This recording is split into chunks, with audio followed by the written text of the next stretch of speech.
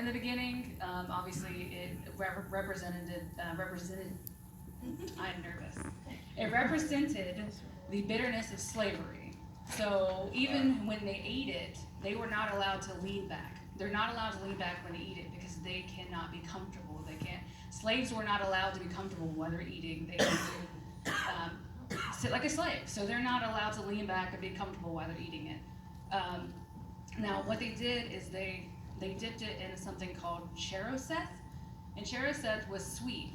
So you had the bitter and the sweet, and the cheroseth was like apples and honey, so it's something really sweet in comparison to the bitterness. There's two reasons behind that. One of the reasons was that it signified being able to withstand bitterness of slavery because they could taste sweetness of future deliverance and freedom. Now, when it comes, when we are talking about Jesus with the bitter herbs, it was a significance because the bitter, it was an example of the bitterness that Christ took in the Garden of Yosemite and on the cross for us. So when we add the sweetness into that, it is the bitterness of sin and the sweetness of atonement. So it was the bitterness of Jesus taking that sin for us, but the sweetness and the freedom of Jesus dying for us. So that's what that is. Amen.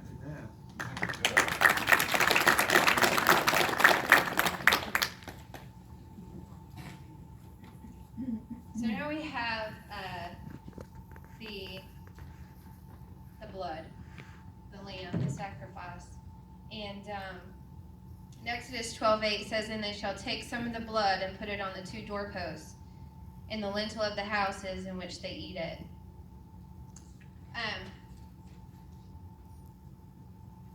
In studying this, I realized when I read that what they did is they took hyssop. It's a type of plant, and it's kind of hard, so they could use it sort of like a paintbrush. But God told him to take the hyssop, dip it in the blood, and put it on the doorpost. So when the death angel passed over, he would see the blood and he would keep going. Well, when you read,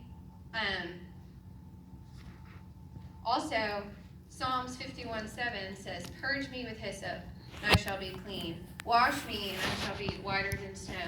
So hyssop represents purification. It represents something pure. The last thing the Israelites were instructed to do in preparation for the death angel was to take that hyssop and put it in the blood and put it on the doorpost. In John chapter 19, verse 28, after this, Jesus, knowing that all things were accomplished, that the scripture might be fulfilled, saith, "I thirst." Now there was set a vessel full of vinegar, and they filled a sponge with vinegar, and put it upon hyssop, and put it to his mouth. And when Jesus therefore had received the vinegar, he said, "It is finished." And he bowed his head and gave up the ghost. Hyssop was the last thing. It represented purification. It was there during the Passover. It was there right before Jesus gave up the ghost and died. And I believe that God was saying, this house is pure. You can pass over this house. Amen. And when the hyssop was used at the cross, I believe he's saying, this is pure. This sacrifice is pure. This blood is pure. Amen. In Exodus 12:46, it must be eaten inside the house. Take none of the meat outside the house. Do not break any of the bones. Talking about the bones inside the lamb. When Jesus was on the cross,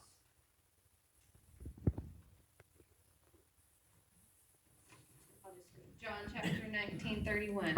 The Jews therefore, because it was the preparation, that the body should remain upon the cross on the Sabbath day, for the Sabbath day was an high day, besought Pilate that their legs might be broken, and that they might be taken away.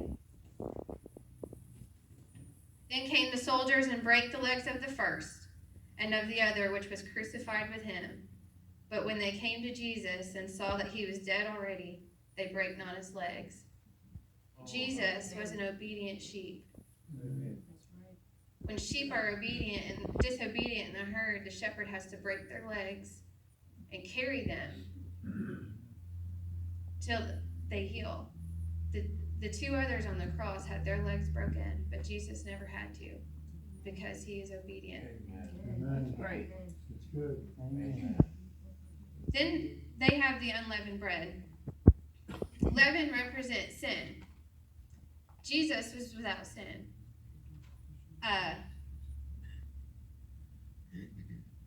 If we look at this is the unleavened bread here, and this is what it would have looked like. And if you look at the appearance of this, it is striped and it's pierced. In Isaiah 53:5, but he was wounded for our transgressions, he was bruised for our iniquities. The chastisement of our peace was upon him, and with his stripes we are healed. Amen. Now, in today's time, when Jews celebrate the Passover Seder, they eat this bread for 7 days. I actually bought this online. And they have a tradition. It could have possibly been something they did when Jesus did it during the Last Supper, but we don't really know when they started doing this. But what they'll do is they'll take the bread. There's 3 pieces of bread during the Passover Seder. And what they'll do is they'll bless it and they'll break it.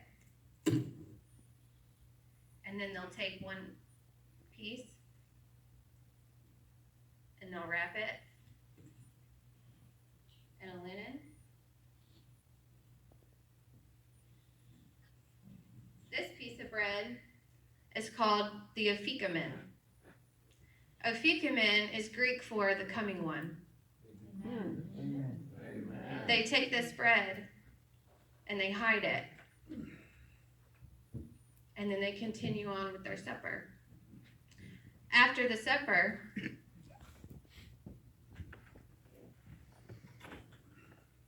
let me say this. Luke 22:19, and he took the bread and gave thanks and brake it, and gave unto them, saying, This is my body, which is given for you. This do in remembrance of me. This bread is symbolic of Jesus on the cross, where it's striped, it's pierced. You know, he was whipped.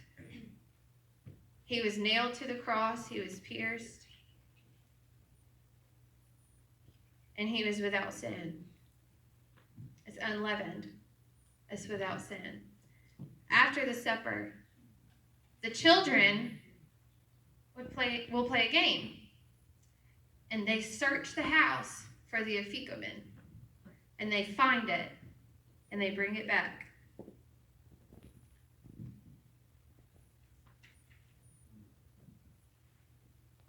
And they'll open it up. And they'll break it apart.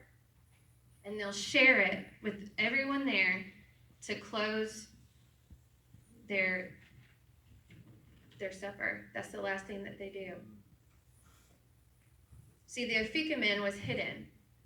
Mark 15:46, and he bought fine linen, and took him down, and wrapped him in the linen, laid him in the sepulchre, which was hewn out of rock, and rolled a stone unto the door of the sepulchre.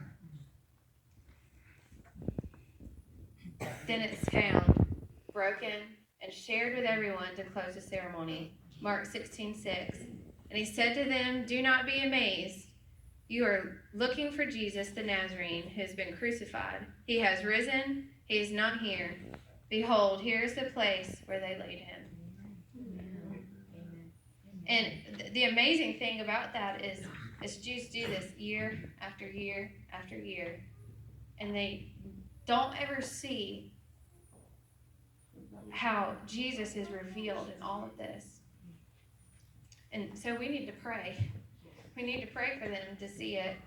And I want to end with this scripture. Y'all can come on. 1 Corinthians 5:7-8. Clean out the old leaven, so that you may be a new lump, just as you are in fact unleavened. For Christ, our Passover, also has been sacrificed. Therefore, let us celebrate the feast not with old leaven, nor with the leaven